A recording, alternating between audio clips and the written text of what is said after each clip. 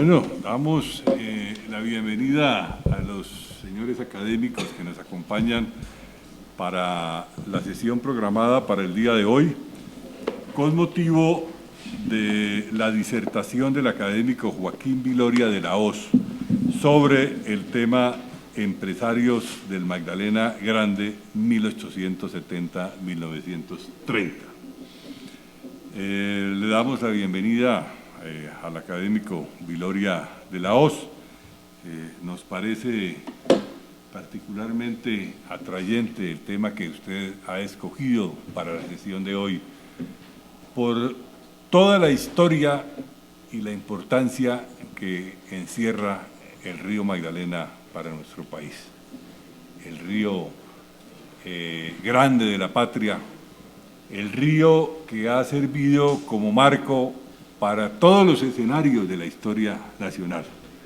Y yo creo que este tema que usted nos va a presentar hoy, para ilustración de los señores académicos, va a tener una importancia especial porque sin duda el tema económico ha sido fundamental, sobre todo ahora en los tiempos actuales, en donde se pretende desplegar acciones especiales para tratar de rescatar el río como un instrumento verdaderamente importante para apalancar el desarrollo nacional.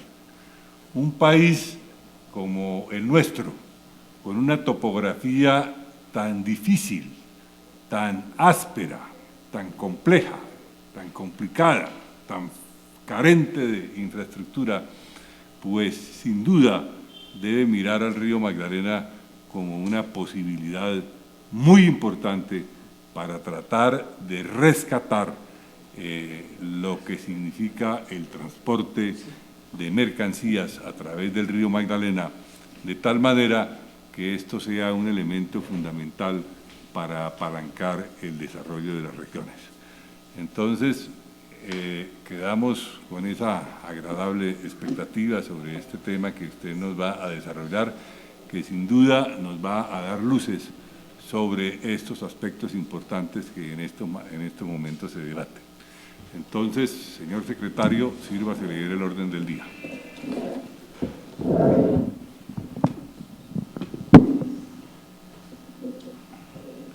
Buenas tardes, señores académicos. Un saludo muy especial al académico Joaquín Viloria de la Hoz, que nos honra hoy con su presencia y su disertación.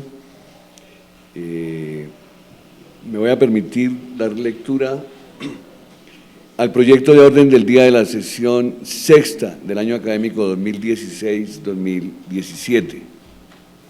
Verificación del quórum, comunicaciones y excusas. Aprobación del orden del día. Palabras del presidente académico Eduardo Durán Gómez. Cuarto, proposiciones. Quinto, presentación de libros. Sexto, disertación del académico Joaquín Viloria sobre el tema Empresarios del Magdalena Grande 1870-1930. Séptimo, promemoria de invitaciones a las sesiones solemnes del 10 de noviembre de posesión como académico de número de don Jaime Posada y estatutaria del 15 de noviembre de informe financiero y presentación del presupuesto 2017 por el académico tesorero Rodrigo Llano. Leído el orden del día, señor presidente. En consideración del orden del día, ¿lo aprueba la academia? Señor presidente, hay quórum suficiente para deliberar y decidir. Se han excusado los siguientes académicos por encontrarse fuera del país: los académicos Benjamín Ardila, Victoria Peralta y Rodolfo Segovia. Fuera de la ciudad, el académico Rodrigo Llanos, y por motivos de salud, el académico Adolfo de Francisco. Palabras del señor presidente. Bueno, ya me había adelantado en el saludo que debía presentar al académico Viloria de la Hoz por su muy importante trabajo que va a poner a consideración hoy de la Academia. Pero, sin embargo, quiero aprovechar este espacio del presidente para comentarles algunos asuntos sobre los cuales estamos trabajando. En primer lugar, estamos reactivando con gran premura las diferentes comisiones de trabajo sobre temas tan importantes como el del tema del Bicentenario, para el cual nos hemos reunido con la Asociación Colombiana de Historiadores y nos hemos acercado también a los ministerios de Cultura y de Educación, porque consideramos que el gobierno ha estado bastante adormecido en el tema de lo que deben ser los actos conmemorativos del Bicentenario de la Independencia. Y estamos empeñados en que se le debe dar una especial trascendencia en una serie de conmemoraciones de aquí, por lo menos hasta el 2019, en donde debe existir una presencia efectiva, no solamente de las entidades culturales e históricas, sino una presencia del Estado, para que estos hechos verdaderamente constituyan un sentimiento muy importante de nuestra nacionalidad y constituyan un referente verdaderamente significativo hacia el futuro en lo que tiene que ver con el aspecto de nuestros asuntos históricos. Estamos también trabajando en el tema del campo de Boyacá, un tema bastante sensible, bastante delicado, que ha sido también, como aquí se ha comentado en varias oportunidades, maltratado por parte de las entidades que han tenido que ver con el desarrollo de la nueva vía hacia Boyacá y hacia el oriente del país, y que pretende en un momento dado interferir atropellando el monumento histórico alrededor del campo de Boyacá. Vamos a ver si es posible avanzar en estos temas, fijar unos criterios muy claros, porque desgraciadamente existe también mucha ambigüedad sobre lo que debe ser el tratamiento de este factor relacionado con el área de influencia del campo de Boyacá, y yo creo que los desarrollos de estas actividades nos van a permitir tener pronto una serie de definiciones muy concretas alrededor de lo que debe ser el respeto a este importante territorio en donde se desarrolló la batalla de Boyacá. Igualmente, el tema de San Andrés, que es bastante importante, aquí tuvimos ya un debate, la comisión que se conformó para tal efecto se ha venido reuniendo. La idea es no solamente llegar a producir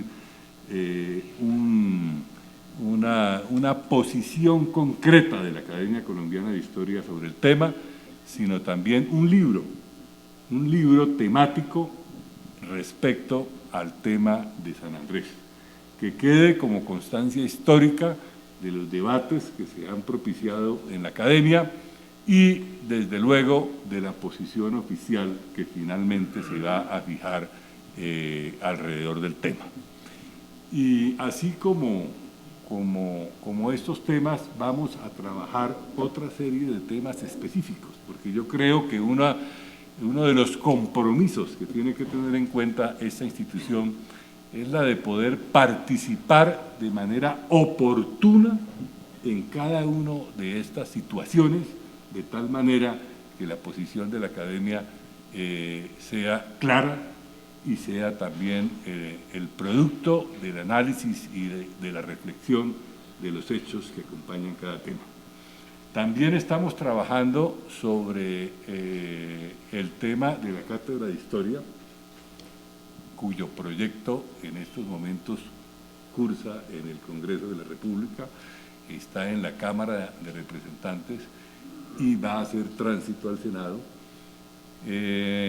desgraciadamente existe en estos momentos una interinidad en el Ministerio de Educación.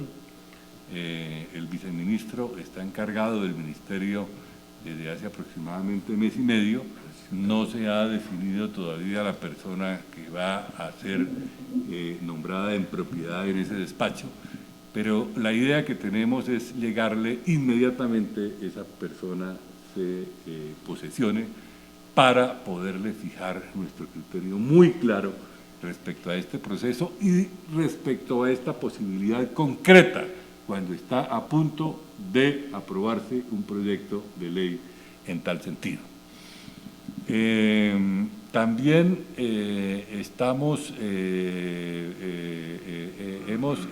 hemos conseguido que el Ministerio de Educación invite a la Academia Colombiana para que haga parte del comité encargado de diseñar el Plan Decenal de Educación. En el día de hoy nos confirmaron oficialmente la aceptación de esta propuesta, así es de que entraremos oficialmente a ser parte de esa comisión para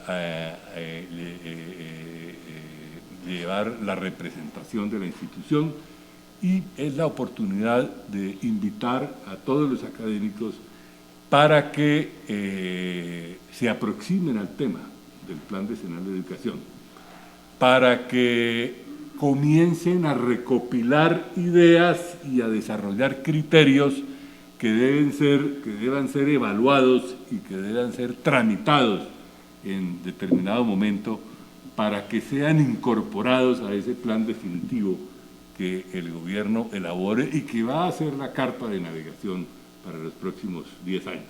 Entonces me parece que eso es un logro bastante importante al cual debemos responder con el concurso de todos los académicos, que esto no sea simplemente una participación del presidente de la academia, sino que las ideas que llevemos sean precisamente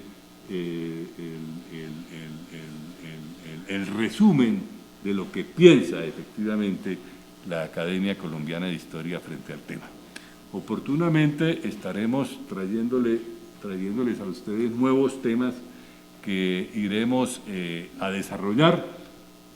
Próximamente tendremos el estudio del tema financiero para el día 15 de este mes, en donde espero pues una amplia participación para ver cómo podemos, digamos, también integrar los criterios fundamentales que nos permitan hacia el futuro tener o llegar a estructurar una tranquilidad financiera de tal manera que nos permita operar.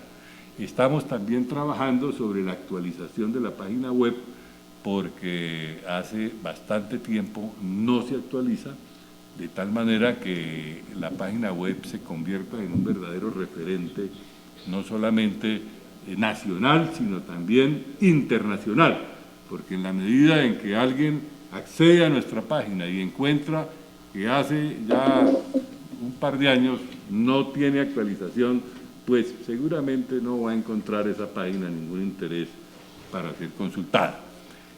También quiero decirles que el Comité de Publicaciones, que se estructuró de manera oportuna, ha venido trabajando de manera muy activa con la coordinación del académico Roberto Pineda, y que ya ha presentado unos balances bastante interesantes del trabajo que ha desarrollado.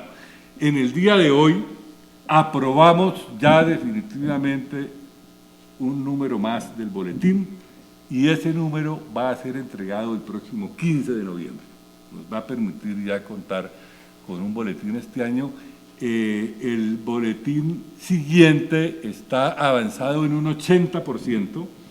En este momento se actúa sobre las correcciones finales de algunos trabajos y sobre la diagramación de ese número, y es muy probable que de pronto, antes de finalizar el año, como último acto, sea entregado ese segundo boletín. Me parece que es muy importante que tratemos de defender dentro de la academia lo que debe ser la entrega oportuna de ese boletín, porque realmente allí es donde va a estar condensada la vida de la academia. Va a ser como el boletín debe ser como la columna vertebral de esta institución, en donde se condensan los trabajos y los esfuerzos de los académicos. Y en la medida en que las instituciones y las personas desde afuera se acerquen a la academia, pues lo primero que preguntan es cuáles son las publicaciones recientes, cuál es el material disponible para el público en general, y si no existen esos materiales, pues la academia va quedando como en el ostracismo, en el sentido en que no está en capacidad de poder entregar esas publicaciones de manera oportuna. Entonces, ya con la reunión que tuvimos esta tarde, estamos en capacidad de garantizarles a ustedes que el 15 de noviembre tendrán un nuevo número del boletín. Y aspiramos a que con los esfuerzos que se han hecho frente al segundo boletín, podamos cumplir antes de terminar el año con ese segundo boletín. También otro aspecto muy importante que vale la pena comentarles desde ahora es el convenio que realizamos con el Ministerio de Cultura de la China para una exposición cultural china en el edificio de la academia. Esta exposición va a tener,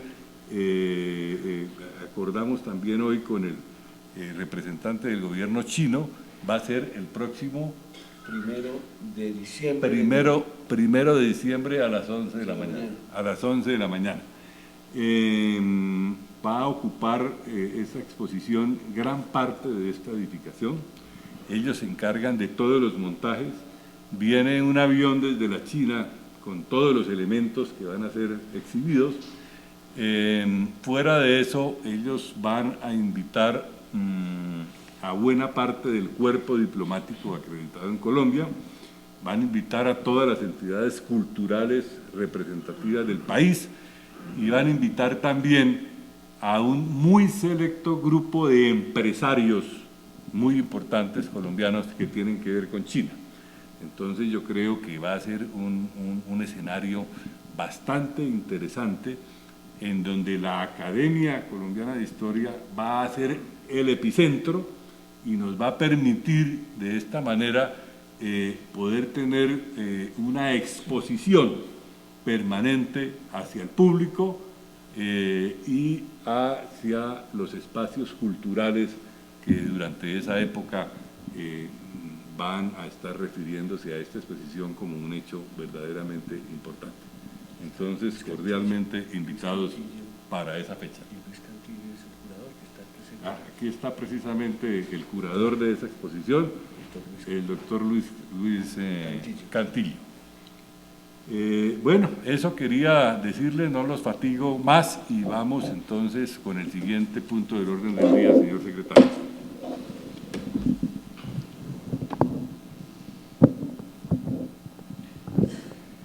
Tengo en la mesa las siguientes proposiciones. Proposición: téngase como candidato a académico correspondiente de esta corporación al ciudadano de nacionalidad colombiana Marco González Pérez. El señor González Pérez es licenciado en Ciencias de la Educación con especialización en Historia y Filosofía de la Universidad Gran Colombia, magíster en Educación con especialización en Investigación Socioeducativa de la Universidad Pedagógica Nacional, magíster en Cine Antropológico Documental en la Universidad de París I, magíster en Historia de la Universidad de París I y doctor en Historia de la Universidad de París VIII.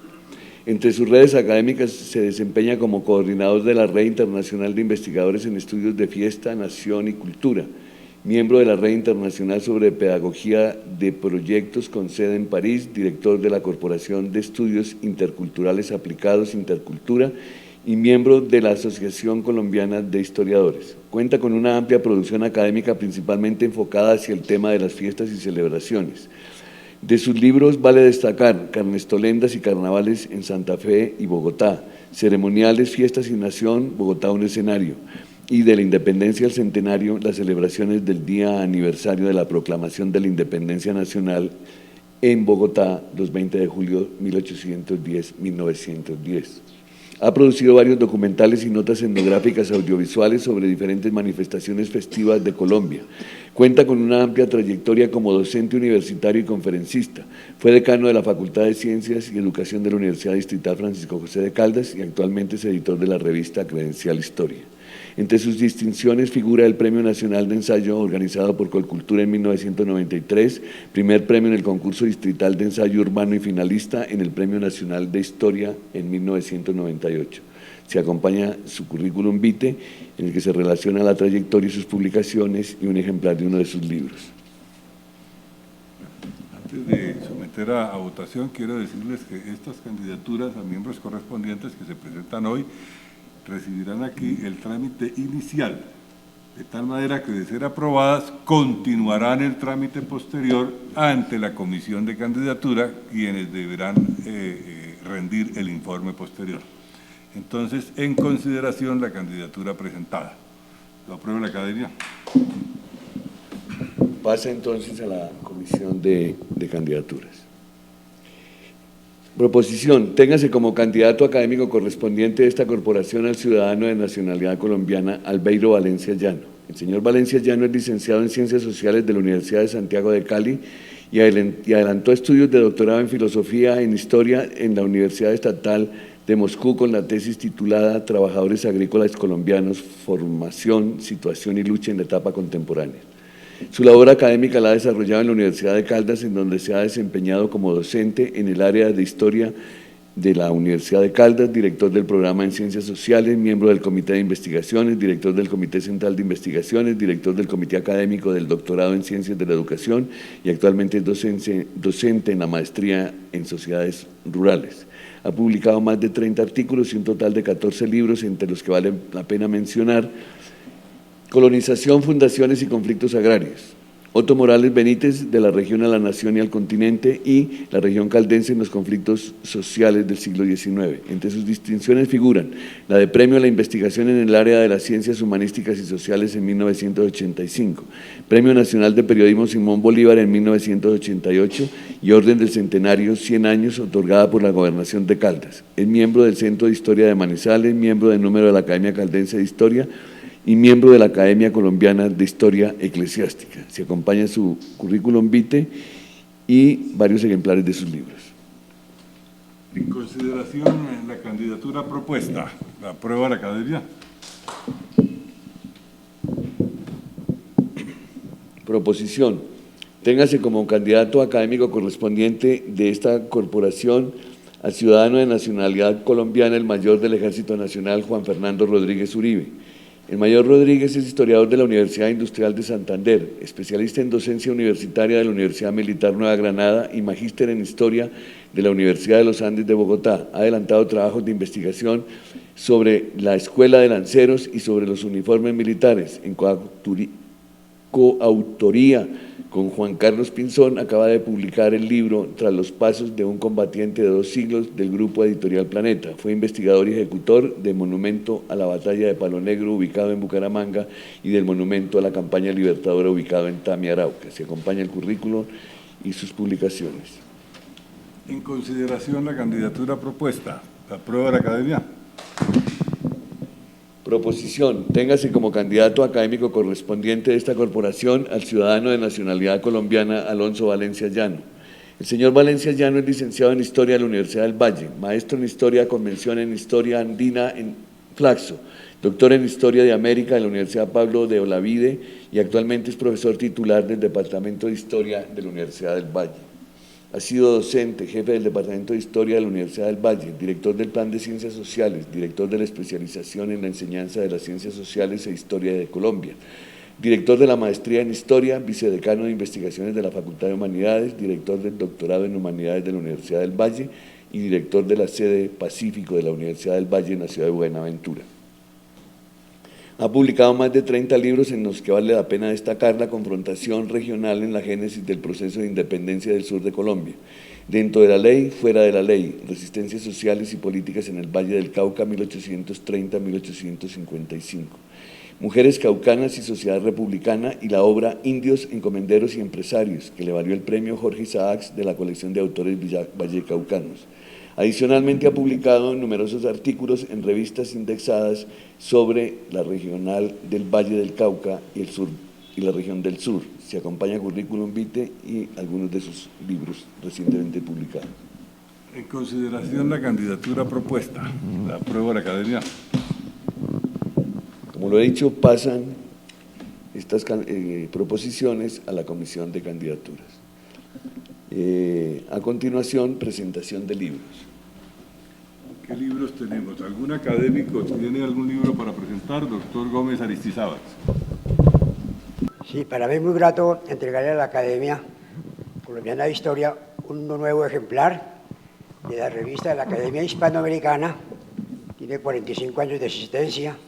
De ella hacen parte algunos académicos de historia, como Cacua Prada, hizo parte el doctor Rodríguez Plata y algunos otros destacados académicos.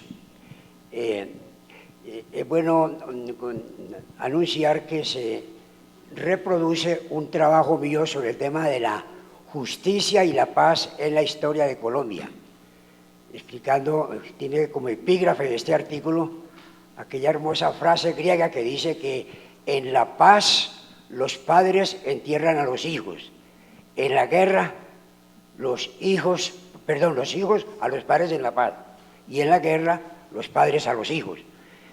Se explica de cómo realmente Colombia, que ha sido un país amante de la paz, siempre ha vivido en guerra. Fue casi, en buena parte la conquista fue sangrienta.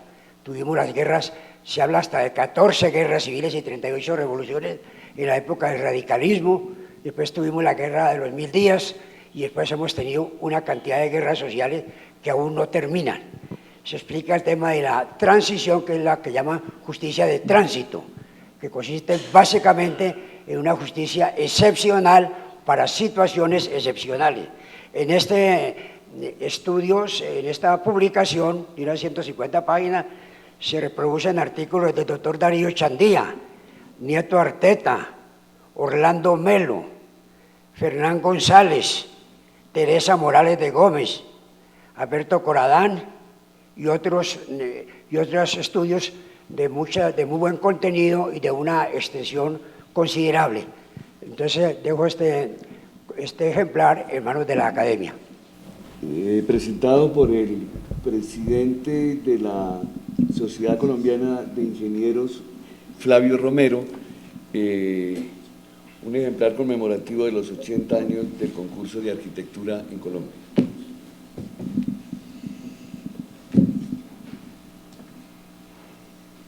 De la Universidad Militar Nueva Granada, con quien se acaba de suscribir una renovación de un convenio interinstitucional, del Instituto de Estudios Geoestratégicos y Asuntos Políticos, 2 libros de ensayos del general Gustavo Rosales Ariza, académico de esta academia, Suramérica, Visión Geopolítica, y Geopolítica y Estrategia, Liderazgo y Poder. Enviado por el académico Gustavo Mateus Cortés, de la Academia Boyacense de Historia, un libro en el que hace una compilación de publicaciones y textos de Simón Bolívar en su vinculación con la campaña libertadora de Nueva Granada y específicamente con la provincia de Tunja, que ya fueron distribuidos entre los académicos. Y como un obsequio del presidente de Cine Colombia, un ofrecimiento que me hizo en una recepción en la Embajada de España recientemente, ha enviado para la Biblioteca de la Academia el presidente Munir Falá de Cine Colombia la edición bilingüe de 80 años de cine en Colombia. Estos son, señor presidente, entonces los textos que están. Bueno, entonces continuamos con la disertación. Del día. La disertación del académico Joaquín Viloria de la Hoz. Tiene la palabra el académico Viloria de la Hoz. Buenas tardes, muchas gracias por la invitación a la mesa directiva de la Academia Colombiana de Historia, a todos los académicos que nos están acompañando en el día de hoy y los demás no académicos que han venido en esta fría tarde, noche bogotana. Yo por lo menos estoy congelado, ¿sí? Acabo de aterrizar de Santa Marta y se podrán imaginar, pero para mí realmente es un placer estar acá. Hace muchos años un académico que ya no nos acompaña, José María de Mier, propuso que hiciera un trabajo sobre San Pedro Alejandrino y se convirtió en el artículo que me dio entrada a la Academia Colombiana de Historia. En ese momento el artículo lo denominé algo así como un conflicto de aguas en San Pedro Alejandrino, una historia colonial que está publicado acá.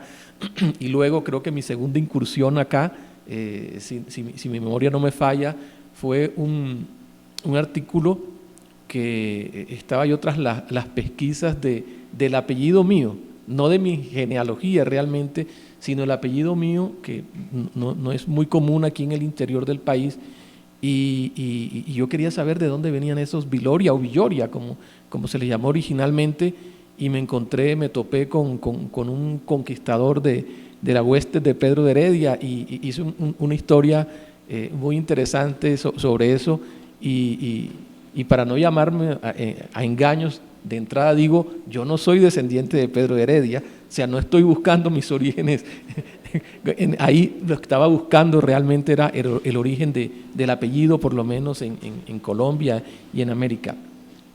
El tema que les voy a presentar hoy está referido al Magdalena Grande como región y al Bajo Magdalena. O sea, es una región, digamos así, compartida de varios departamentos hoy en el Caribe colombiano. El Magdalena Grande lo conforman 3 departamentos: Cesar, Guajira, Magdalena, y el Bajo Magdalena es el Bajo Río Magdalena, que podríamos, bueno, o sea, no vamos a discutir con los geógrafos dónde comienza el Bajo Magdalena, pero yo lo tomo como si arrancara también hacia a la altura de Gamarra, más o menos, que viene siendo la parte sur del actual departamento del Cesar.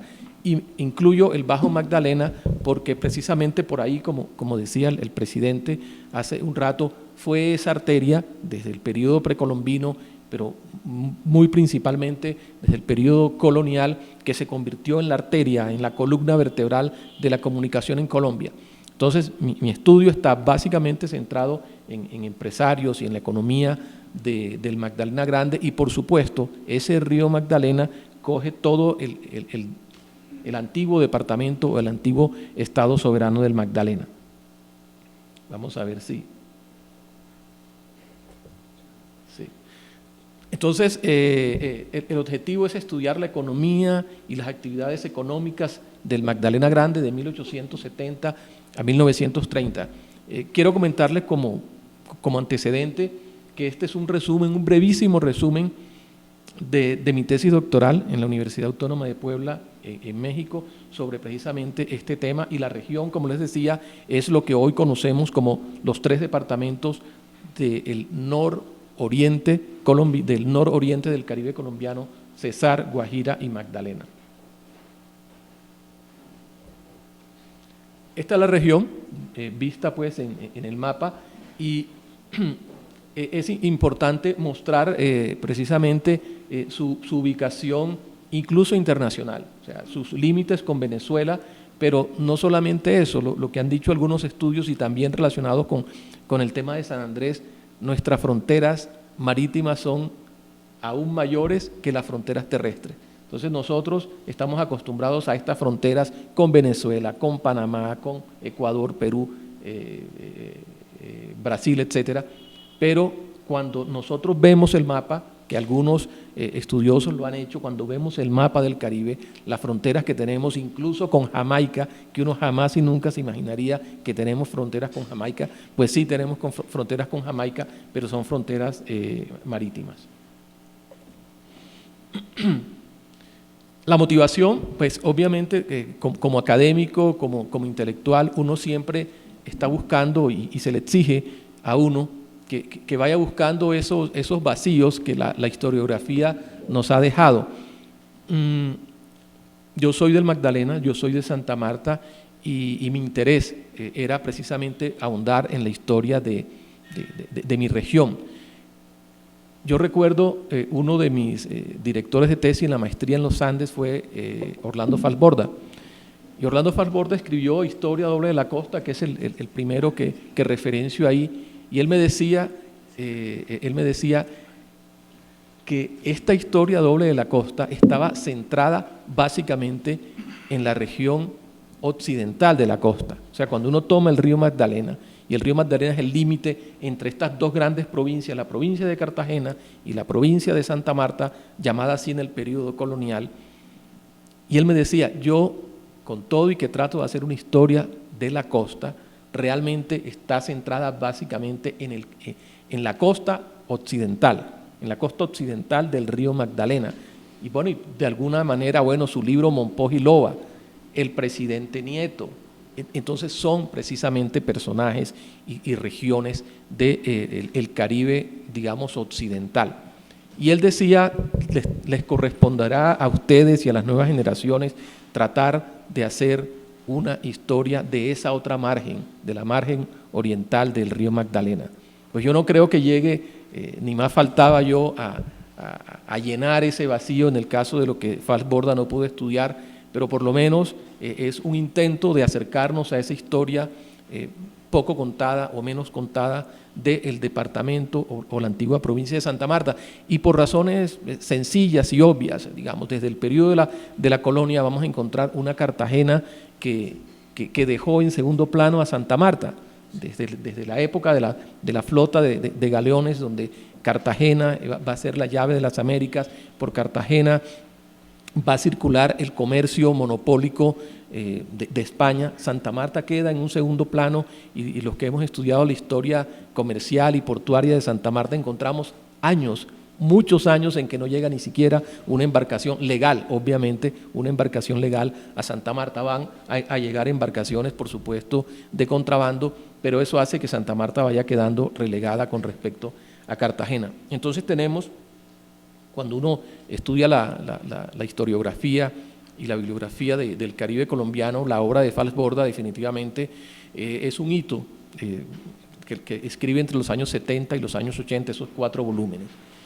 Sigue una historia económica y social del Caribe colombiano que edita Adolfo Meisel en los años 90, si no me equivoco, en el año 94, 1994, y donde invita a diferentes historiadores, y Adelaida es una de esas personas, uno de esos historiadores que va a escribir uno de los capítulos precisamente de ese libro. Y se llama Historia Económica y Social, ¿sí? Y el libro de Eduardo Posada Carbó, que realmente es producto de su tesis doctoral en Oxford, que del año 98, si ustedes me corrigen, 97, 98, El Caribe colombiano, una historia regional. Hay muchos más, y por supuesto cuando uno hace esto y se atreve uno a escribir, por supuesto que pueden quedar muchos por fuera, y quedan muchos por fuera, pero para mí fueron esclarecedores estos libros de estos autores, y de alguna manera lo que uno se da cuenta es que efectivamente no es una historia de la región del Magdalena Grande. Hay mucha información del Magdalena Grande, pero no es una historia del Magdalena Grande, y eso me llenó de más motivos para definitivamente hacer mi trabajo sobre el Magdalena Grande. Ya entrando en el tema un poco teórico, que obviamente no voy a profundizar en eso, pero sí quiero resaltar, porque estoy seguro que se repite en la historia de América Latina, se repite en la historia de Colombia. Bueno, ¿cuál era el tipo de empresa que dominaba en el departamento del Magdalena o en el Estado soberano del Magdalena? Y definitivamente lo que nosotros vamos a encontrar es lo que pues, los teóricos denominan una empresa de tipo familiar. Ya a finales del siglo XIX, mediados del siglo XIX, en Estados Unidos surgía lo que se conoce como la empresa gerencial. Y ya la empresa gerencial es esa que separa al propietario de la gerencia de la empresa, Y ya los accionistas de esa empresa lo que hacen es contratar a un gerente para que gerencie no solamente en su país y se convierten en las primeras multinacionales, y nosotros vamos a tener algunos casos que se los voy a comentar más adelante. Nosotros, como Caribe Colombiano, como Colombia, nuestra empresa no va a ser precisamente esa, sino va a ser una empresa de tipo familiar. Son empresas pequeñas y empresas medianas en su gran mayoría. Algunas van a ser grandes empresas, pero comienzan como empresas pequeñas y medianas. Y a veces uno piensa que es únicamente la historia del sector rural o del sector marginal de un país como el Caribe colombiano, una región medianamente marginal, pero no, uno se va a dar cuenta que en Bogotá eso también va a ser dominante, y en gran parte de América Latina también va a ser dominante la empresa familiar. Viene lo que les decía, la empresa que en Estados Unidos surge a mediados del siglo XIX, que es la empresa gerencial. En Colombia, pues en el Caribe colombiano, en el departamento del Magdalena, tenemos dos grandes empresas. Una es la United Fruit Company, que por supuesto es la empresa que de alguna manera desarrolla la actividad bananera en el departamento del Magdalena, y ya esa se convierte en una empresa gerencial, ¿cierto? Ya no hay un dueño que uno puede decir Mr. Kitts, no, Mr. Kitts, claro, era uno de los accionistas, pero no era el dueño, que incluso sucede hoy con una empresa carbonera, por ejemplo. Uno con la Drummond es Mr. Drummond, sigue siendo una empresa familiar, pero con el Cerrejón ya uno no puede decir Mr. ¿Cuál Mr.? O sea, ya hay una serie de accionistas, se cotizan en bolsa, y esa empresa ya tiene una connotación de empresa gerencial y no empresa que la domina una familia. La United Fruit Company, por supuesto, que nace en 1899, precisamente el año en que empieza la Guerra de los 1000 días. Entonces se retrasa la actividad de la United en el departamento del Magdalena. Y las otras dos grandes empresas van a ser las empresas de los ferrocarriles, la empresa del ferrocarril de Barranquilla y el ferrocarril de Santa Marta. El ferrocarril de Santa Marta nace como una empresa no familiar, pero una empresa local. Los accionistas principales van a ser Manuel Julián de Mier, la familia de Mier que todos conocemos. Hablábamos ahora precisamente de uno de sus descendientes, José María, y Roberto Joy, un empresario, un joven empresario que llegó a Santa Marta a los 17, 18 años y se convirtió en un gran empresario de los medios de transporte, y va a ser uno de los accionistas de la empresa de ferrocarriles. Pero rápidamente estos dos empresarios van a vender la empresa del ferrocarril a una empresa inglesa y se convierte en una empresa gerenciada, que hoy podríamos llamarle como una multinacional. Entonces, ahí vamos a tener el primer elemento que quería considerar, es este tipo de empresas que son básicamente empresas de tipo familiar, y hoy se siguen presentando. No es muy diferente cuando uno ve los problemas de una empresa como Servientrega y la pelea entre los hermanos Guerrero y lo que sucede, que se divorcian, la familia Crepes and Waffles. ¿Qué es eso? Una empresa familiar, ¿cierto? Que una simple pelea entre marido y mujer pone a tambalear a la empresa, ¿cierto? Y se supone que una empresa del otro tipo, una empresa gerencial, no tendría por qué suceder esto, porque están cotizando en bolsa y hay muchos accionistas en este sentido. El otro tema, y lo voy a pasar más bien rápido, es el tema de los tejidos productivos. Desde la teoría, más que económica, desde la teoría empresarial, se trata de ver, no estudiar al empresario de manera aislada, que igual lo hemos hecho, yo lo he hecho también, pero es hacer un esfuerzo un poco mayor y ver cuáles son los vasos comunicantes de una empresa con otras actividades y con otros sectores económicos. Y ese fue un poco el esfuerzo de hacer con esta investigación del tejido productivo. ¿Cuál era el tejido productivo o qué tejido productivo se produjo en Santa Marta, o se produjo en Barranquilla, o se producía en Valledupar a finales del 19 y principios del 20, con actividades como el tabaco, como el banano, como el café? Hubo actividad cafetera y hay actividad cafetera alrededor de la Sierra Nevada, la industria en Barranquilla o el transporte. ¿Y por qué se toma el tejido productivo y no el distrito industrial? que es otro de los conceptos que empieza a manejar, por ejemplo, Alfred Marshall en Inglaterra, de mediados del siglo XIX, y retoman en los italianos, Beccatini, etcétera, luego de la Segunda Guerra Mundial, porque ya el distrito industrial implica un desarrollo mucho más poderoso, y nosotros, o yo particularmente, que estoy trabajando una zona periférica, no encuentro ese desarrollo económico y ese desarrollo industrial en Santa Marta, y entonces el distrito industrial no me servía para el estudio. Muy seguramente para Barranquilla, cuando se estudia exclusivamente Barranquilla o Medellín, el distrito industrial podrá ser estudiado como tal. Entonces el tejido productivo tiene en consideración, por ejemplo, las actividades agropecuarias. Estamos hablando de un departamento agropecuario, pequeñas y medianas poblaciones, que no es solamente Santa Marta, sino Ciénaga, Fundación, etcétera. Era lo que sucedía en el Magdalena Grande, y por eso el distrito industrial, el tejido productivo nos va a resultar interesante para nuestro análisis. Este es el antiguo departamento del Magdalena, que le llamábamos el Magdalena Grande, y ahí con numeritos y con letras encontramos lo que podríamos considerar nosotros como tejidos productivos, que no voy a entrar en detalle, pero quiero decirles Sierra Nevada de Santa Marta, por ejemplo, podría ser un tejido productivo, la zona cafetera, la zona bananera o la zona de ganadería intensiva. En Barranquilla, estos tejidos productivos podíamos asociarlo a finales del 19 y principios del 20 con empresas de comercio exterior, con una industrialización incipiente y con empresas de transporte. Recuerden ustedes que Barranquilla, a partir de 1870, 1871, se construye su ferrocarril. O sea, después de Panamá, el primer ferrocarril de Colombia, digamos el segundo, pero ya Panamá va a ser otro país. En Barranquilla se va a construir el primer ferrocarril de lo que es hoy la República de Colombia. Y se construye en la década de 1870, se termina en el 70-71. Y fíjense ustedes que antes de que existiera el ferrocarril, la aduana de Santa Marta y el puerto de Santa Marta eran los más dinámicos por encima de Cartagena y de Barranquilla. O sea, la aduana de Santa Marta hasta 1870 fue la que más recursos aportó.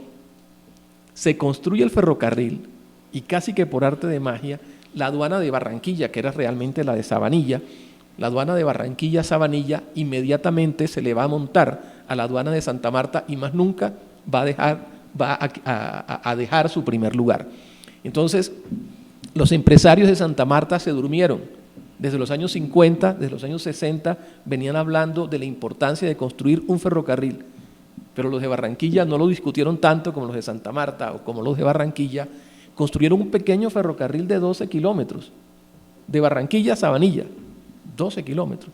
Y luego, cuando Sabanilla se colmató un poquito más, a Puerto Colombia, y eso va a convertir a Barranquilla en la gran urbe, digamos así, metropolitana, o en la metrópoli del Caribe colombiano de finales del siglo XIX, y Barranquilla, y luego Cartagena ni Santa Marta podrán quitarle el primer lugar a Barranquilla como la ciudad más importante del Caribe.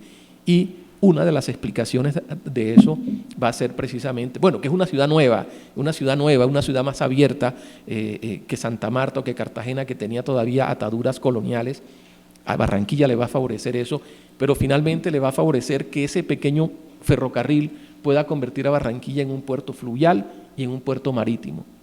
Condición que Santa Marta no tenía, porque las embarcaciones tenían que pasar por los caños de la Ciénaga Grande de Santa Marta y permanecían totalmente colmatados, y en el caso de Cartagena, por el canal del dique, peor.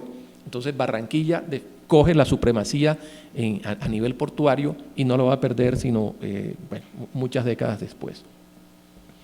Otro de los tejidos productivos es la Sierra Nevada. Para mí es una fascinación la Sierra Nevada.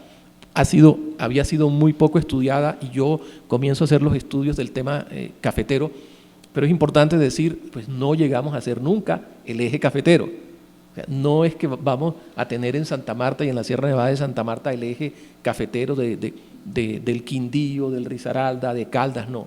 Es una región que va a llegar en lo máximo a producir el 3% del café a nivel nacional, o sea que es una región marginal. Pero municipios como Villanueva o Ciénaga o incluso Santa Marta la actividad cafetera va a ser importante y vamos a tener una producción no de pequeñas ni medianas propiedades como en el eje cafetero, sino vamos a tener una producción de grandes de propiedades muy grandes y van a ser, digamos, gerenciadas por familias como los Fly, por ejemplo, de origen norteamericano, François Dangon, de origen francés, Crane, gallegos de origen español y en el caso local de los Dávila. Estos, o sea, la actividad cafetera se convierte definitivamente en dinamizadores de la economía regional. ¿Qué vamos a encontrar con Orlando Fly? Orlando Fly es un norteamericano que llega a Santa Marta, llega a Barranquilla, llega primero a Barranquilla a finales del siglo XIX y es un ingeniero y lo traen para que construya las plantas de teléfonos, para que construya plantas eléctricas y todo. O sea, era totalmente ingeniero. Cuando lo contrata el gobernador Ramón Güenaga en la década de 1890 para que haga la primera, digamos, microcentral hidroeléctrica en Santa Marta, en el río Manzanares, que la gente le llama Bonda, porque queda en Bonda, pero realmente es el río Manzanares, y él construye la primera microcentral hidroeléctrica en el río Bonda, en el río Manzanares, y comienza la inquietud del café. Ya en Nueva York comenzaban a llegar las noticias de la importancia del café en Estados Unidos y en Europa.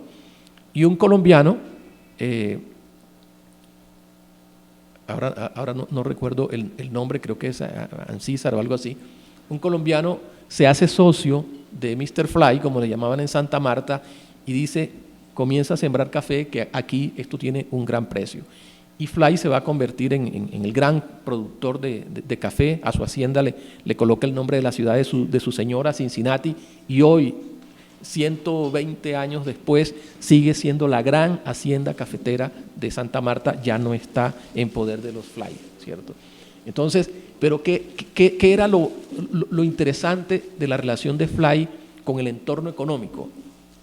Está llegando la United Fruit Company, estamos hablando entonces ya de los primeros años del siglo XX, todos los ingenieros de la United son norteamericanos, los otros empresarios del café son extranjeros y Mr. Fly lo que logra es una interacción con los diferentes empresarios, con los diferentes familiares de estos empresarios y genera una red de apoyo para su empresa. Por ejemplo, Carricar, Melbourne Carricar era un ornitólogo norteamericano, llega a la hacienda Cincinnati a estudiar los pájaros. Él estudiaba exactamente los piojos de los pájaros. O sea, miren ustedes esa curiosidad, los piojos de los pájaros.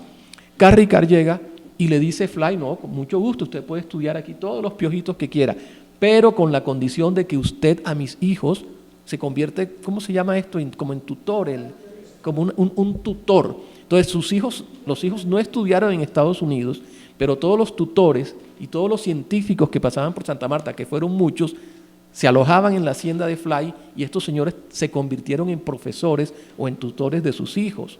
Entonces obviamente hablaban perfectamente inglés, eran científicos, bueno, y finalmente Carricar se enamora de la hija mayor de Fly y se casa con Fly, y se casa con la hija de Fly.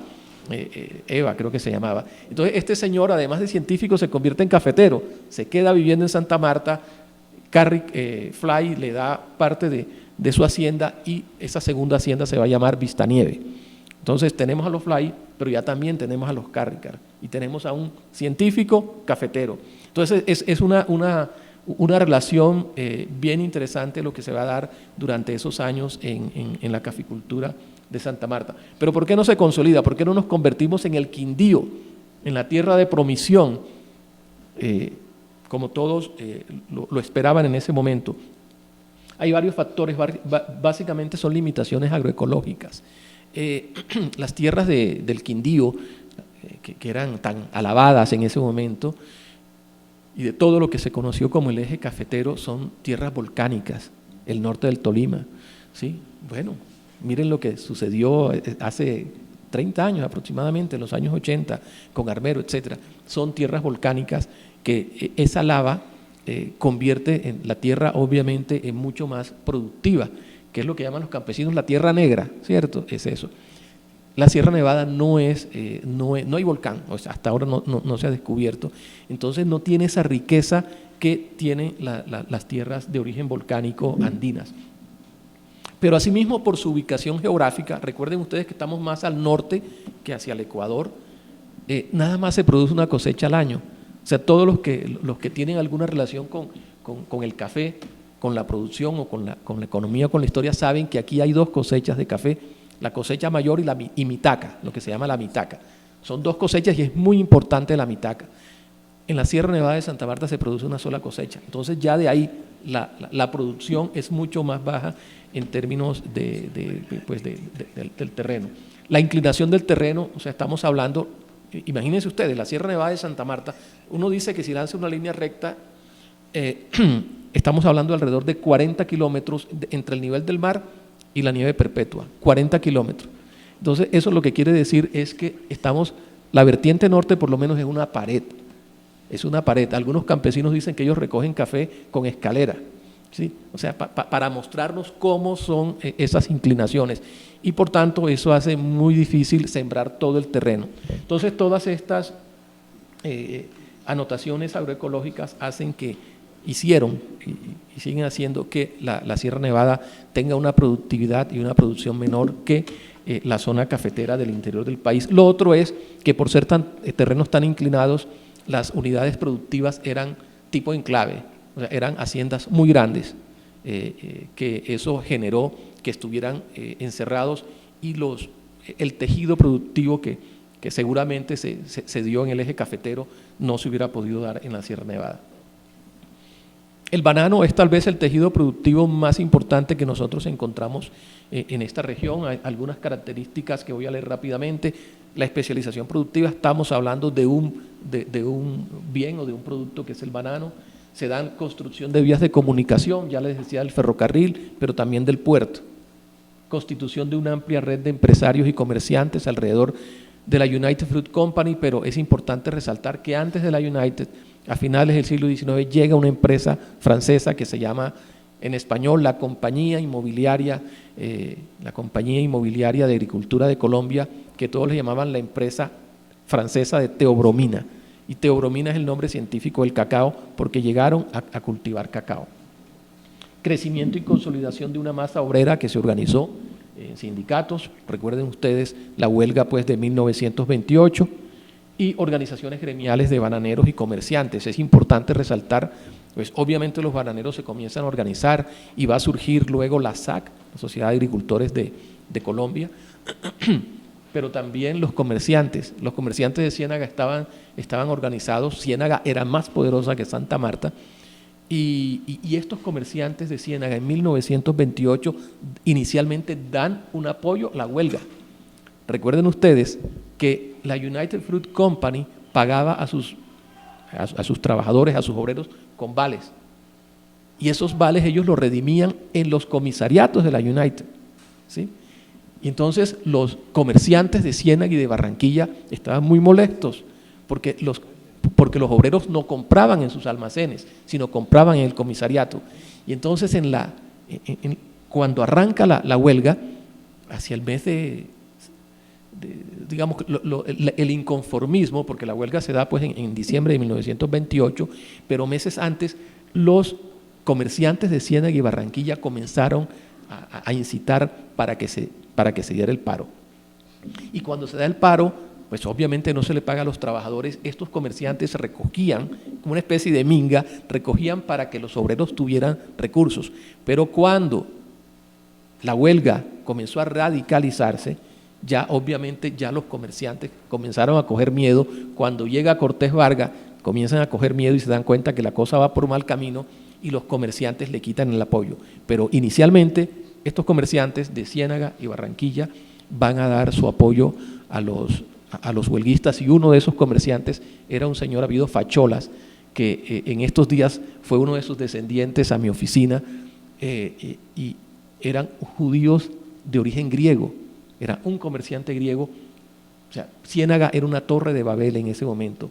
Este era el griego, yo no sabía que eran griegos, habían árabes, italianos, alemanes, de todo tipo, eran los comerciantes de Ciénaga y toda la zona bananera. ¿Qué pasó en La Guajira? La Guajira es un territorio desértico o semidesértico, y Ahí lo que vamos a encontrar nosotros a principios del siglo XX, finales del XIX, es que no se pudo consolidar la economía que estaba surgiendo alrededor de Santa Marta o Barranquilla. De nuevo vamos a encontrar limitaciones agroecológicas o ambientales, falta de autoridad, quisiera cumplir las reglas de juego, ausencia de una política de inversiones, lo que uno lee, por ejemplo, en los comisarios, en los intendentes, Lanao, Pichón, el general Francisco Pichón. Estábamos hablando precisamente ahora con el doctor Herrera, los Luis Herrera, que vienen de ahí, y uno de los primeros intendentes o comisarios, no recuerdo, va a ser el general Francisco Pichón, si no me recuerdo su segundo apellido, no sé si es Iguarán, donde están quejándose ante el gobierno nacional que no se cumplen, o sea, que en La Guajira no hay inversiones, y él propone una cosa bastante interesante, como al poner, por ejemplo, incentivar la producción de sal y la pesca de perlas, cómo eso puede generar, es como un empujón de la economía guajira. Eso generaría impuestos, y esos impuestos dinamizan la economía de esta región. No se dio, o sea, definitivamente no se dio, y vamos a encontrar nosotros lo que algunos teóricos llaman funciones destructivas. ¿En qué estamos hablando de funciones destructivas? Concesión para la explotación de sal, o sea, improductivas o destructivas. Explotación de sal y perlas, el contrabando, tala de bosques y la trata de personas. Vamos a encontrar a principios del siglo XX todavía trata de personas. Vamos a encontrar en La Guajira la semi-esclavitud. Es impresionante, cuando yo estaba haciendo este trabajo, como que no lo creía, que en la década de 1910 alrededor de 7.000 indígenas en La Guajira fueron casados, literalmente casados, pero no con Z, vendría siendo en este caso, ¿no? Con Z, y llevados a trabajar haciendas en el Zulia y en Curazao. Era impresionante eso, y algunos sacerdotes capuchinos, que ustedes saben, estaban ahí, escriben en sus cartas y escriben en sus memorias que los padres preferían vender a sus hijos para que fueran a trabajar como de manera de semi-esclavitud a Venezuela, a que murieran de hambre en La Guajira. Estamos hablando de 1910, no estamos hablando del siglo XVI ni el siglo XVII. Vamos a tener unos empresarios emprendedores, en términos teóricos, les decía, se clasifican en esta función productiva en términos schumpeterianos, ¿cierto? De Joseph Schumpeter, el economista austríaco, que luego va a estar en Harvard. Entonces ahí tenemos una función productiva. Luego hay una función improductiva que podríamos decir proteccionista en términos cepalinos de alguna manera, porque algunos ven el término como muy duro, muy rudo cuando uno habla de función destructiva, improductiva, perdón, en términos de Sombart, y una función ahí sí destructiva. Entonces la función productiva son estos empresarios emprendedores de tipo schumpeteriano. Encontramos a varios, los voy a enumerar, no hay tiempo como de profundizar en ellos, pero Roberto Joy es uno de los primeros. Les decía, Joy llega muy joven a Santa Marta, llega como contador en un país donde todavía no existía la carrera de contaduría. Los contadores era como hoy traer, caramba, yo no sé, un experto de la NASA aquí, traerlo acá, era una cosa así de ese estilo. Y de hecho muchos de estos empresarios, lo que voy a encontrar yo con los hijos de Joaquín de Mier, es que no se van a estudiar a una universidad, no se van a estudiar a la Universidad de Salamanca, no se van a estudiar a la Universidad de Manchester, no, van a hacer la pasantía en la Casa de Comercio en Londres o en Manchester, no van a estudiar a la universidad y van a aprender no sé, ¿cómo es que le llaman los contabilidad? La T, ¿cierto? Las cuentas T, van a aprender esas cosas que hoy para nosotros, 130 años después, es muy sencillo, pero en ese momento que este joven de 18 años, Roberto Joy, que llegó como contador de un buque de la empresa de vapores de Santa Marta, va a ser, como digo yo, el ingeniero de la NASA aterrizado en Santa Marta, va a ser una persona sobresaliente.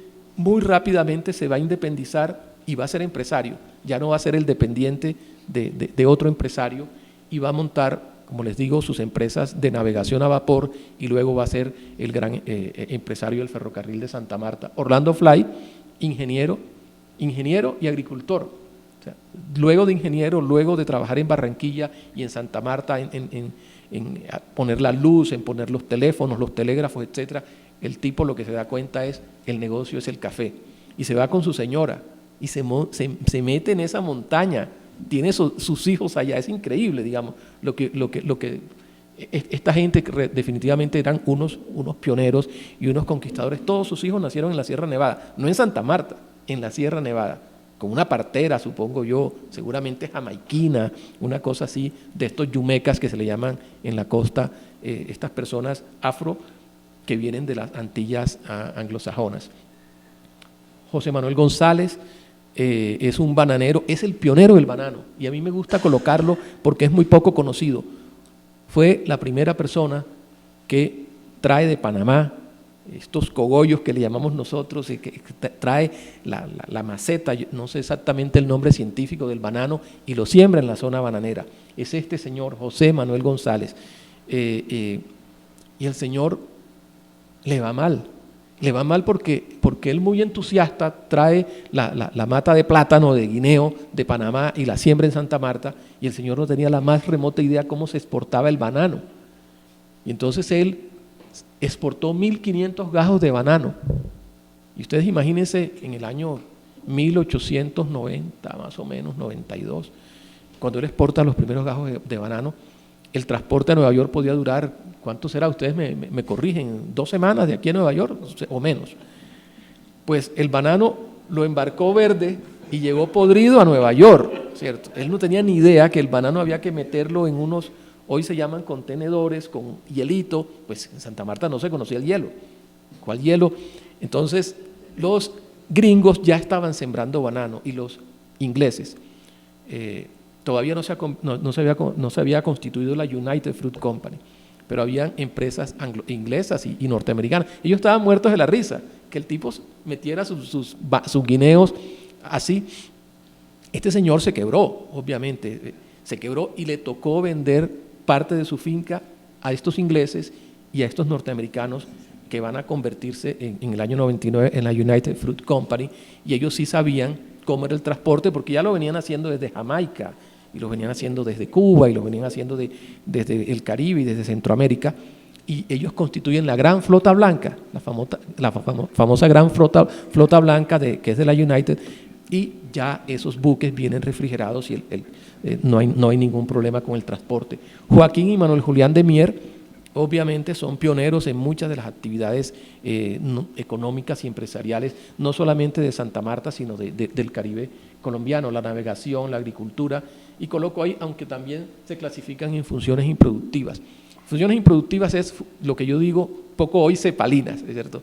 Es la función que el Estado protege, que llega el general Mosquera y dice, doy 100.000 pesos, en 1845 dice, doy 100.000 pesos a la primera empresa que se constituya y le doy el monopolio del transporte por el río Magdalena y el monopolio del correo, que era muy importante. Se unieron todos esos empresarios samarios, le ganaron a los antioqueños creo que por primera y única vez, y a los santanderianos también le ganamos por primera vez. Se unieron, parecía un directorio, como dice, creo que Franz Safford, parecía un directorio de Santa Marta. Los Abello, los Díaz Granado, los Dávila, los de Mier, los Noguera, cada uno puso como un peso y constituyeron la empresa que se llama Empresa de Vapores de Santa Marta. Y Mosquera tuvo que darle, que realmente era Florentino González, los 100.000 pesos, porque se constituyeron en la primera empresa. Pues ya había muchas antes, pero habían fracasado todas. Le dan el monopolio del transporte de pasajeros, del transporte de carga y del correo.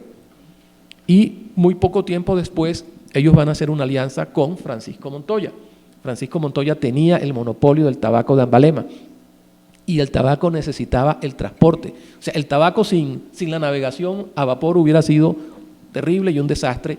De Mier, Joaquín de Mier y Montoya se unen y Montoya se convierte en uno de los accionistas importantes de la empresa de vapores de Santa Marta.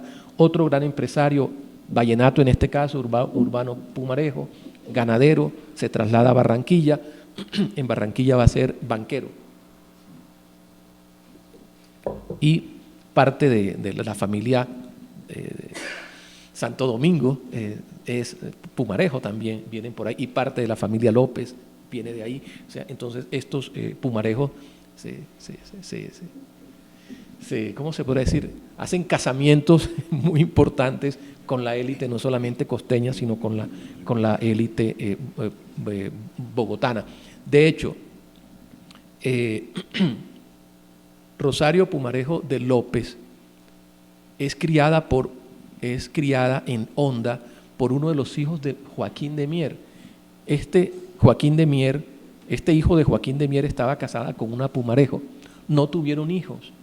Entonces crían a su sobrina, que es Rosario Pumarejo, porque su papá, si no me equivoco, ustedes me corrigen, yo no soy genealogista, pero si no me equivoco es Sinforoso Pumarejo, que al decir de algunos le gustaba bastante el trago, se cae de un caballo, se mata, ¿cierto? Ella queda huérfana y su tía se la lleva para Honda, ¿cierto? Entonces la cría un de Mier, pero no le ponen el apellido de Mier, ella conserva su apellido Pumarejo y esta va a ser la mamá pues de Alfonso López Pumarejo. Y de ahí la anécdota que el señor Sinforoso, esto es una anécdota que a mí me gusta contar.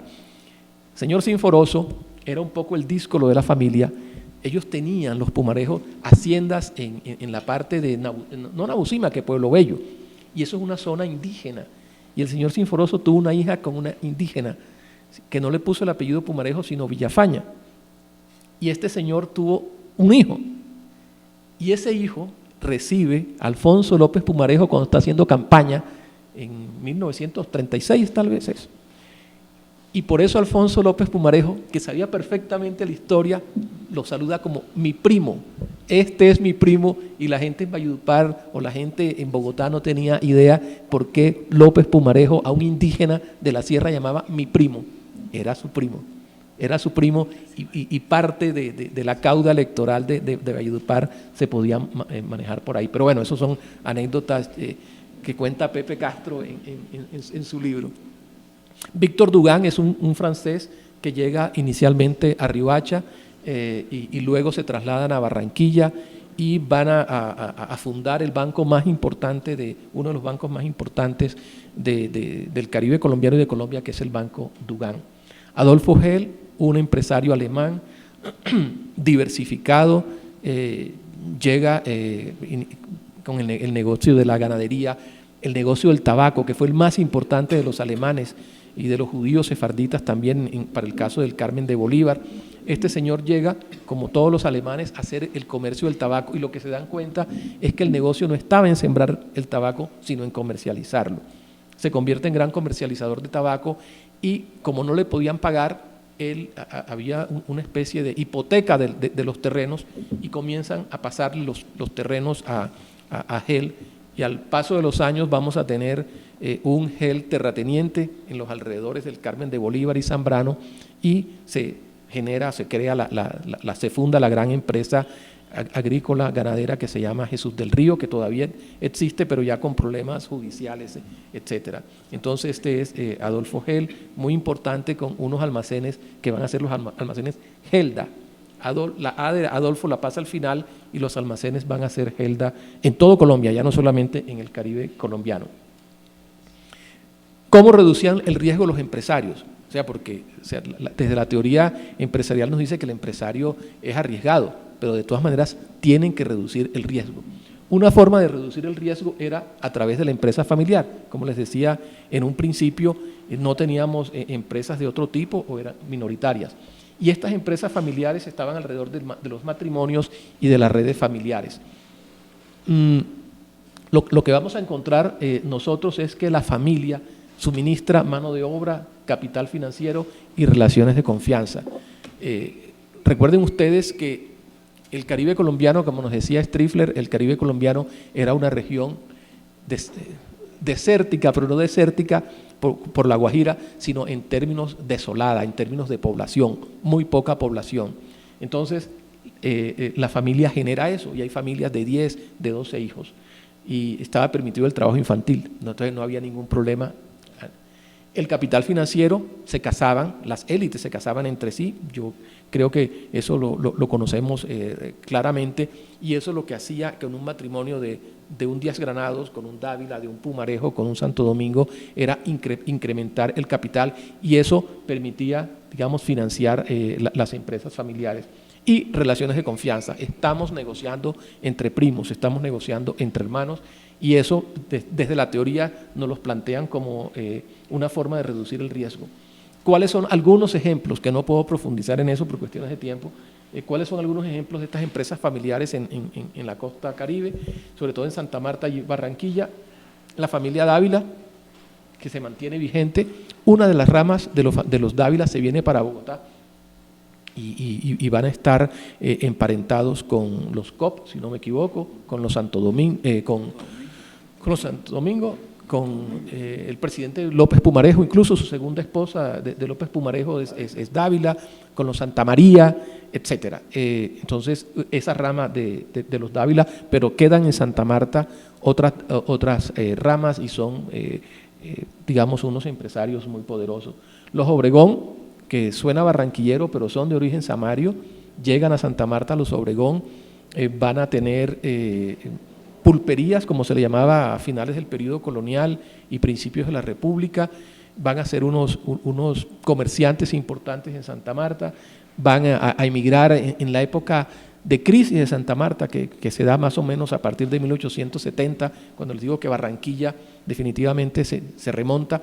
Muchas de estas familias comienzan a emigrar a Barranquilla, y los Obregón van a ser uno de esos, y así como los Dugán, que llegan de Riohacha, los Obregón van a llegar de Santa Marta y van a ser la gran familia industrial de Barranquilla, con Tejidos Obregón y otra serie de empresas. Los Salcedo, Tomás Surí Salcedo, creo que uno de los pocos ministros de Hacienda que ha tenido la costa, era de Santa Marta, y precisamente era de los Salcedo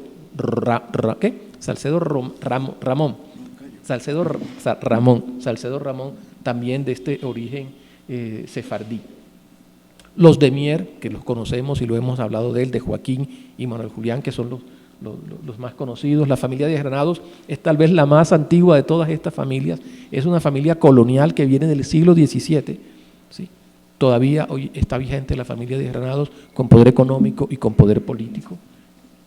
Los Salcedo Ramón, los Dugán, de origen francés, que llegan por Riohacha y se establecen en Barranquilla. Los Abuchaibe, de origen árabe, llegan a Barranquilla, se establecen en La Guajira y de nuevo regresan a Barranquilla. Los Cortizos, de nuevo, vienen de Curazao, judíos sefarditas. Los Pumarejos de Valledupar, entre otros. Entonces tenemos nosotros en la costa, en una pequeña muestra, apellidos, pero no es solamente por hacer la enumeración de los apellidos, sino que son representantes de empresas familiares por lo menos durante todo el siglo XIX y parte del siglo XX. ¿Qué pasó en el café? Vamos a encontrar matrimonios extranjeros que constituyen estas empresas cafeteras. En Cincinnati, la familia Fly; en Vistanieves, los Carricar Fly; en Girocasaca, los gallegos, que son españoles, y los Oddenbosch. ¿Cómo llegan los Oddenbosch? El señor Gallegos estaba casado con una dama belga, Olga Oddenbosch, no tuvieron hijos, doña Olga trae sus sobrinos y son los que quedan con la hacienda. Todavía hoy la hacienda Girocasaca está en manos de la familia Oddenbosch. Estamos hablando de 13 generaciones.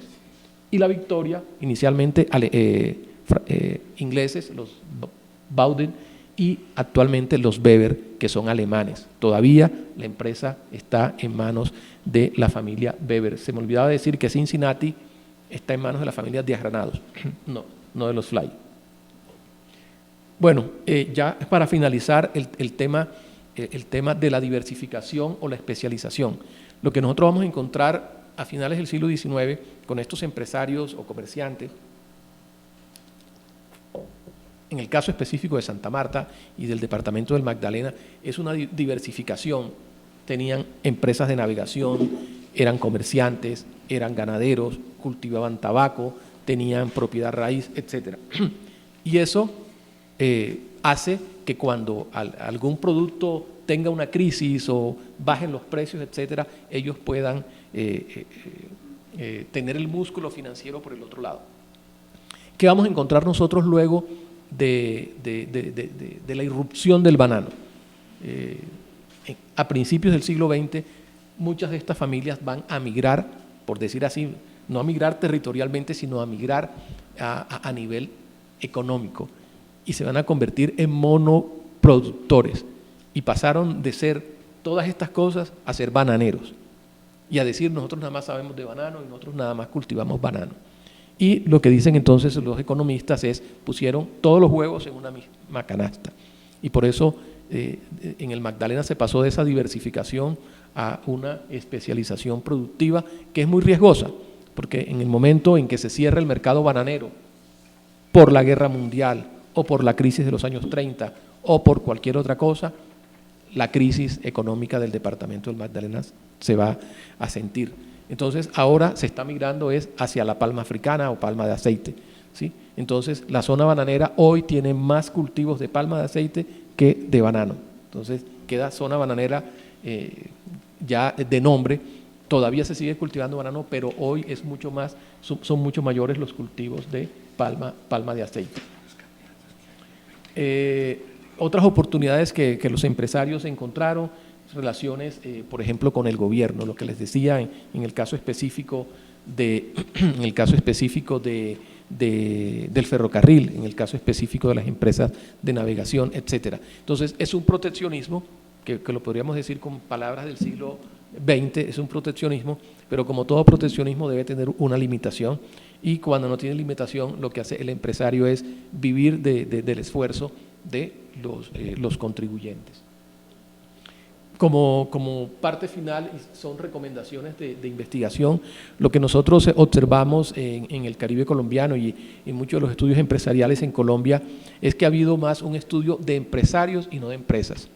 Entonces, el empresario se estudia un poco más como la biografía del empresario, pero ya es hora, ya se han comenzado a hacer, ya es hora que se estudie a la empresa, así sea del siglo XIX, como la pudiera estudiar un contador hoy, de balance, de pérdidas, de ganancias, de ingresos, de egresos. Digamos, es importante ya comenzar a hacer esa clase de estudios en términos estadísticos. Estudios más focalizados, por ejemplo, hay muy pocos estudios sobre empresarios franceses en el Caribe colombiano. De casualidad, en estos días me mandaron para evaluar un estudio sobre empresarios franceses en Córdoba, por ejemplo. Yo creo que es un buen inicio. Pero encontramos empresarios franceses en Córdoba, en La Guajira y en la zona bananera. En La Guajira, en el caso de los Dangond, de los Laleman, de los Dugan, etcétera. En la zona bananera, los Can Martín, los Retat, y todo lo que se movió alrededor de esta compañía inmobiliaria de Teoromina a finales del siglo XIX.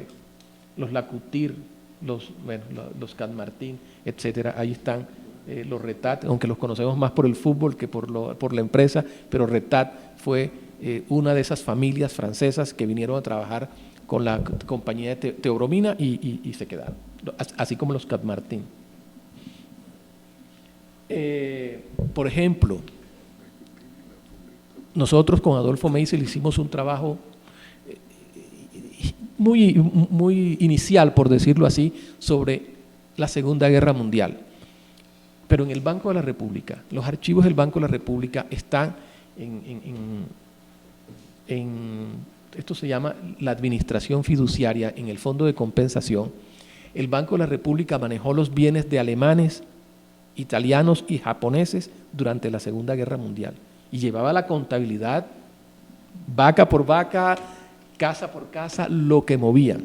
El banco ponía un administrador para cada una de estas empresas. Y es increíble, increíble la información que hay ahí y se ha utilizado muy poco. Sí, yo pensaría y recomendaría a los investigadores económicos y empresariales que este archivo que está en el Banco de la República hay que explotarlo definitivamente para conocer el movimiento. Nosotros, Adolfo y yo, hicimos el caso de la costa, pero ahí están los de Cali, ahí están los de, yo no sé, los de todas partes del país, los de Bogotá, los que metieron en Fusagasugá, los que llevaron a Fusagasugá, los que concentraron allá. Entonces, esta es una línea que definitivamente habría que explotar. Hay que buscar archivos familiares y empresariales, y se los comento a ustedes como académicos, y sé que muchos los han hecho. Pero, por ejemplo, cuando estaba haciendo el trabajo sobre Adolfo Hell y sobre el tabaco, yo estaba buscando el archivo de los Hell, y los Hell nos decían, pero nosotros no tenemos nada, no tenemos nada. Y por esas cosas de la vida, yo fui al Carmen de Bolívar, y una persona por allá en el Carmen de Bolívar me dijeron, no, es que el archivo no lo tienen los Hell, el archivo lo tienen los Oedin. Pues se escribe Oedin, no sé cómo se pronunciará. Oedin fue uno de los administradores de la hacienda de los Hell que se quedó con el archivo. El señor estaba vivo, me permitió entrar al archivo, sacarle copias, algunas cosas, otras cosas, tomarlas a mano. Entonces, parte del archivo de Hell yo lo logro recuperar para este trabajo, y así hay muchos archivos que definitivamente nosotros como historiadores pues, y nuestros estudiantes estamos digamos en la obligación de desempolvar. Archivos en el extranjero, bueno, ahí coloco varios países, pero por ejemplo, en un congreso que estuve de historiadores del Caribe, me topé con una historiadora de Guadalupe, y ni siquiera historiadora, archivera, ¿cierto? Manejaba el archivo de Guadalupe, y oh sorpresa para mí, porque yo había hecho un trabajo sobre Federico Tomás Aldelcreutz, este conde sueco que participó en la Guerra de Independencia, se casó con una Díaz Granados, y hay descendientes de Aldelcreutz y Pepa Díaz Granados. Y yo estaba tras los archivos de Aldelcreutz, yo quería saber qué había pasado, porque Suecia tuvo una pequeña colonia que se llamó San Bartolomé, una pequeña isla en el Caribe. Esa isla pertenece a Francia. Cuando Suecia devolvió la isla a Francia, esa isla estaba prácticamente deshabitada, los franceses se llevaron los archivos para Guadalupe, y resulta que el archivo sueco de San Bartolomé está en Guadalupe, y esa historiadora en ese evento que estaba yo en Puerto Rico, para mí fue, digamos, iluminador, sorprendente saber que el archivo de esas cartas que Aldelcreutz se cruzaba con el gobernador de esta isla, están ahí y están en Guadalupe. El problema es que están en sueco, ¿sí? Ese es el pequeño problema. Claro, pero yo tengo una amiga sueca que fue la que me ayudó, digamos, a ser parte de la investigación, que me ha conseguido estos archivos en sueco, me los traduce al español y me los manda. Entonces quiero decir, hay archivos que uno no tiene ni idea, y parte de la historia del Caribe y parte de la historia de Colombia puede estar en unos archivos en Guadalupe, escritos en sueco, o escritos en holandés, en Curazao, ¿cierto? O escritos, yo no sé, en alemán, en Bremen, por ejemplo, para todo el caso que tiene que ver con la historia del tabaco. En Cuba, en Panamá, en Jamaica y en Venezuela hay muchos archivos. Les cuento que cuando los realistas salen derrotados de Cartagena y salen derrotados de Santa Marta entre 1820 y 1821, se van para Cuba y se llevan archivos, y en Santiago de Cuba hay mucho, Santiago, porque Santiago es la ciudad que queda enfrente, no La Habana, que queda del otro lado. La Habana queda sobre el Atlántico, Santiago de Cuba se queda sobre el Caribe. Muchos de esos archivos están en el archivo de Santiago de Cuba. En fin, eso era en términos generales lo que quería presentarle. Creo que me pasé del tiempo, así que disculpa por el tema, pero muchas gracias.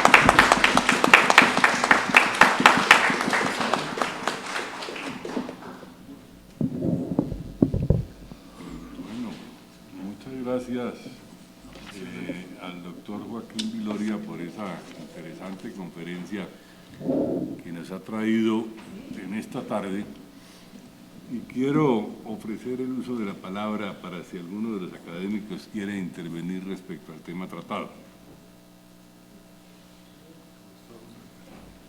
¿Sí? Victoria Peralta. Pero hay una empresa textilera, digamos, ¿por qué la diferencia? Fue en distintos momentos, todas esas agrícolas son de finales del siglo XIX y la textilera ya es más reciente. Sí, la empresa de Obregón, Tejidos Obregón, es la empresa, es una empresa con todo y que es organizada por una familia samaria y de origen samario, que son los Obregón, no recuerdo ahora el segundo apellido, Arjona, Obregón Sardá también, sí, Obregón Arjona. Sí, es una empresa organizada en Barranquilla. Yo no estudié la parte industrial por una razón, básicamente porque había sido profundizada de alguna manera por dos historiadores.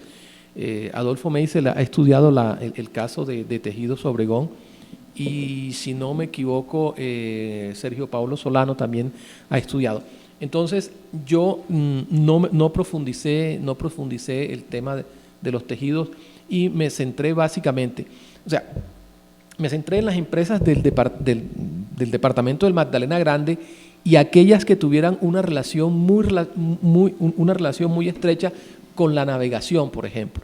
Entonces, estas empresas de navegación que podían funcionar en Santa Marta o podían funcionar luego en Barranquilla, tenían mucha relación con el departamento del Magdalena, porque sus puertos estaban sobre el Magdalena. Por ejemplo, el banco, por ejemplo, Gamarra, que no se llamaba Gamarra en ese momento, estaban en el departamento del Magdalena. Entonces yo tomé básicamente esas empresas más relacionadas geográficamente con el departamento.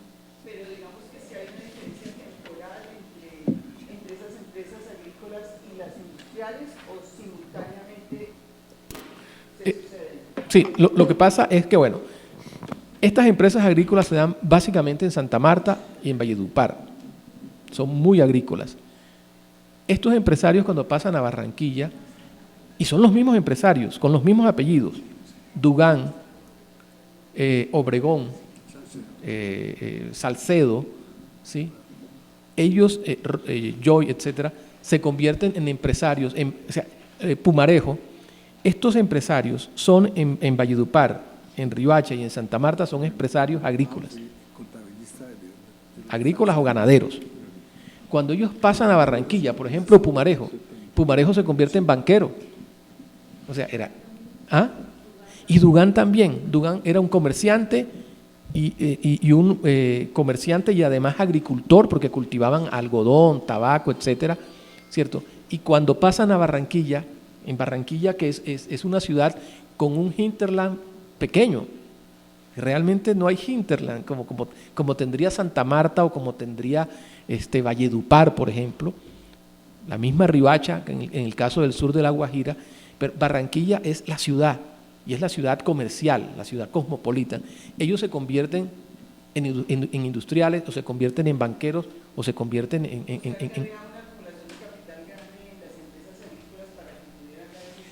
se da esa acumulación definitivamente.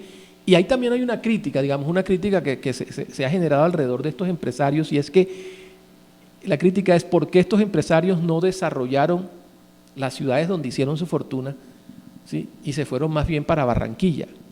Pero lo mismo, o sea, yo creo que eso sucede con las grandes ciudades. Barranquilla era como una gran aspiradora del Caribe colombiano, e incluso de Ocaña. O sea, empresarios como los Jacome, como los Lemus, como los Roca, vienen de esa región de Ocaña, que son comerciantes allá, pero se dan cuenta que la oportunidad comercial de hacer mucho dinero es Barranquilla. O sea, que no se la da Ocaña, que no se la da Riohacha. O sea, Riohacha les dio hasta crecer, hasta un momento. A los Obregón les dio para crecer, porque es una ciudad muy pequeña, estamos hablando de 3.000, 4.000 habitantes, cuando ya Barranquilla podíamos estar hablando de 15, 20.000 habitantes. Entonces, fue como el trampolín. O sea, ellos hacen la fortuna con el comercio y con la actividad agropecuaria, pero Barranquilla es la que les permite hacer una fortuna mucho mayor con la actividad industrial, con la actividad financiera o con la actividad del transporte. Pero sí hay una acumulación originaria, pues, ahí a partir de la actividad agropecuaria.